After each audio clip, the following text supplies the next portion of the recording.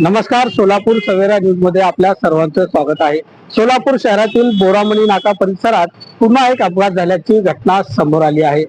दुचाकी आणि टिप्परच्या झालेल्या अपघातात एकाचा जागीच मृत्यू झाला तर एक जण गंभीर जखमी झाला आहे।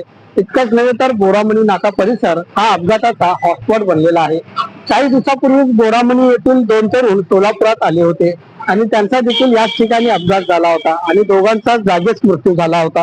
त्यानंतर 2 दिवसापूर्वी देखील 256 गालामध्ये राहणाऱ्या एका व्यक्तीच्या पायावरून ट्रक गेल्याने तो देखील गंभीर जखमी झाला आहे।